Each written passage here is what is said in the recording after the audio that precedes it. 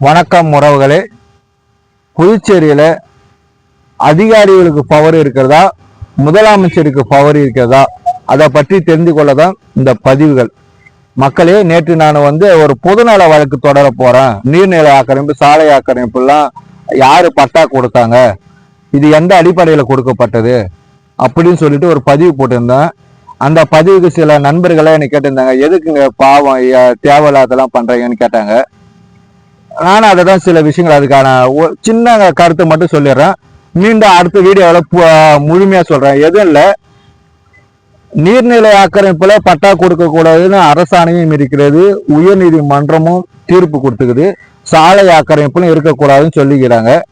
ஆனால் இந்த சாலை ஆக்கிரமிப்பு, நீர்நிலை ஆக்கிரமிப்பு, வெள்ளந்தாங்கல் ஆக்கிரமிப்புலாம் புதுச்சேரியில் கிட்டத்தட்ட எனக்கு தெரிஞ்ச வரைக்கும் ஒரு 10,000க்கு மேற்பட்டவருக்கு பட்டா கொடுக்கப்பட்டுள்ளது.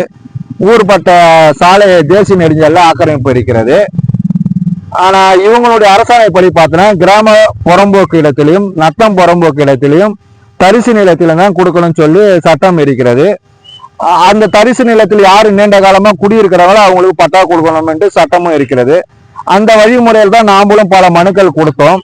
கிட்டத்தட்ட அதெல்லாம் கொடுத்து கேட்டா சட்டமன்ற உறுப்பினருக்கு தான் பவர் என்று முதல்வரும் சொல்கிறார், அரசு அதிகாரிகளும் சொல்கிறார்கள். ஆனா அந்த அரசாணைகளை என்ன கொடுத்துக்கிறேன்னா தாசில்தாருக்கும் மாவட்ட ஆட்சியருக்கு தான் பவர் என்று சொல்கிறார்கள்.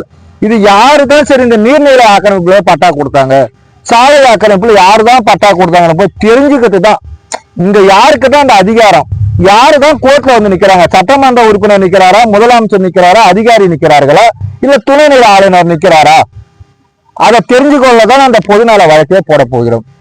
ஒரு வருஷம் 2 மாசமா நான் இந்த வீதியில மழையிலும் கஷ்டப்பட்டு இருக்கிறோம். அப்ப யாருக்கும் அந்த பரிவு வரவில்லை, யாருக்கும் இவன் சரியான முறையில கேட்கலாம் என்ற அந்த எண்ணம் வரவில்லை. கேட்டா புறம்போக்கு ஆக்கிரமிப்புன்னாங்க. இப்ப இத்தனை பேருக்கு இவ்வளவு பேருக்கு வழங்கினார்களே, அது எந்த அடிப்படையில் வழங்கினார்கள் என்று தெரிந்து கொள்ளதான் இந்த பொதுநல வழக்கு. அது மட்டும் இல்லாமல் தேசிய நெடுஞ்சாலை, தலைவர் சிலைகள், தேவாலயங்கள், வழிபாட்டு தலங்கள்லாம் இருக்கக்கூடாது, போக்குவரத்துக்கு இடையூறா இல்ல இருக்கக்கூடாதுன்னு நிறைய உத்தரவும் இருக்கிறது. அப்படி இருக்கும்போது அந்த ஆக்கிரமிப்பெல்லாம் ஏன் இது வரைக்கும் எடுக்கல?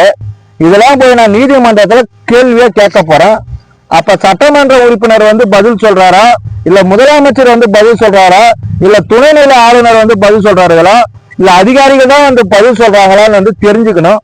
இங்க சட்டம் அனைவருக்கும் சமம் தான் சொல்லு இந்திய அரசியலமைப்பு சட்டம் சொல்லுது. அந்த இந்திய அரசியலமைப்பு சட்டம் யாருக்குத்தான் வேலை செய்யுதுன்னு பார்க்குமே, அதுக்குத்தான் இந்த வழக்கு. யார் அவர் தெரிந்து கொள்ளதான் மக்களே. நன்றி, வணக்கம்.